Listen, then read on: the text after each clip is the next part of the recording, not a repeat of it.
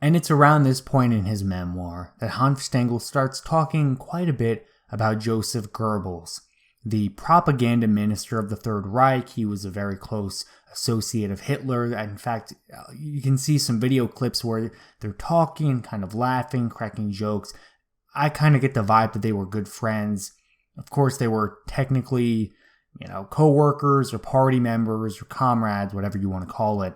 But Goebbels was one of the psychologically ill men, one of the fanatics. And he had so many psychological problems. I mean, we're not going to get into every single one of them, but Hanfstaengl particularly disliked Goebbels. He called Goebbels, quote, the evil genius of the second half of Hitler's career. So he notices that Hitler is very much influenced by Goebbels, and he's just one of these crazy, evil, conniving little henchmen that comes around and silences any voice of reason and keeps Hitler on, drunk on this, Nazi cocktail idea. And Goebbels is particularly interesting. We've done an entire biography piece on him. I don't think I was critical enough of him, after going through this memoir, but he had this massive inferiority complex because he had this crippled foot. And I've read quite a bit about how that would kind of impact you, how he couldn't be a soldier. He couldn't, there were a lot of things he couldn't do growing up, right? Especially as a young boy. You can't really play sports, you can't be one of the guys. It just kind of sucks. And Hanfstaengl claims to have seen it once, which is wild because I don't think a lot of people actually have. I mean, Goebbels was very aware, very self-conscious about it. He hated the fact that his foot was messed up. And Hanfstaengl claimed that it looked like his foot was making a fist. In fact, he said something to the effect of he was an ideologically torn man because his foot was making the communist raised fist, and then his other foot was making the Nazi Sig Heil salute.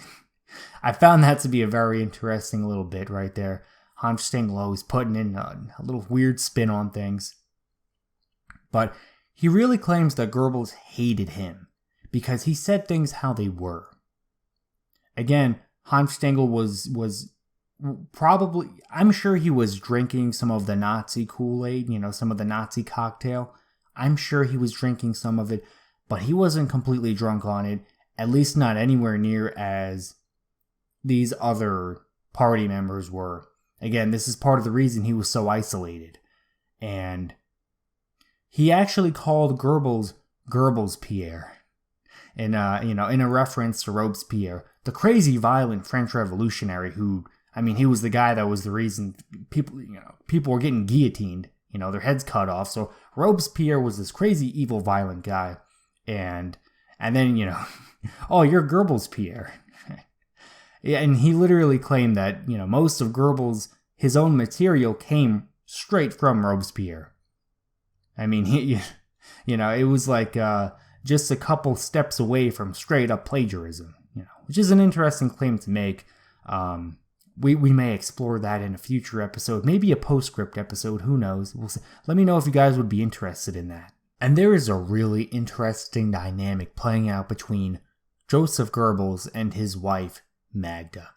So I believe originally Goebbels was a single guy for a long time. He obviously, if you're watching the video right now, you can see a picture of him. He's not the most handsome man in the world. And then you got he was kind of a smaller guy. He had this inferiority complex with his foot. He was not athletic, kind of a nerd. He probably had a hard time with women.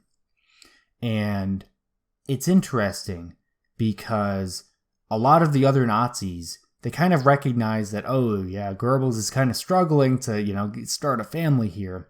So they kind of tried hooking him up. And the person he got hooked up with was this Magda, eventually became his wife. It was a very big to-do with that. But one of the crazier bits in their relationship actually has to do with how crazy Goebbels was himself. So there's this one story that Hanfstaengl tells about being at a private cinema showing at Goebbels' house. So, of course, by this point, they're all very big Nazi party officials, very well-to-do, big money now, right? Anyone that wins in politics is rich. And they're coming out of the private cinema. So they've just seen this movie. They're they're going down the steps, and Goebbels actually falls, right? I mean, his foot, it was just messed up. It was hard for him to walk. And Magda catches him. I mean, just instinctively, right? That's what you do. Oh, hey, my husband's falling. Let me catch him so he doesn't, fall all the way down all these steps and die, or get a concussion. Well, after he recovers, he stands back up and he grips Magda by the neck, forces her down to her knees, and then he has this mad laughter about him, and he says this, quote, "So, you saved my life that time. That seems to please you a lot." I mean, Hans Stengel claimed that it revealed the depth of his moral depravity, but oh my God. When I first read this story, I could literally not picture how awkward and how cringe it was because, he mentions all the people are still there. I mean, this happened in front of everyone. It wasn't just like Hans Stengel was the only one there. There were like a bunch of people there. So it was like a bunch of high-ranking Nazi people, their wives, maybe even their kids. And they see Goebbels pull this this mad laughter. He's, hurting his wife, forcing her down. And then, he's, "Oh, you saved my life." I mean, what? That has to be one of the scariest and the craziest and the most revealing stories about Joseph Goebbels I've ever read or heard about.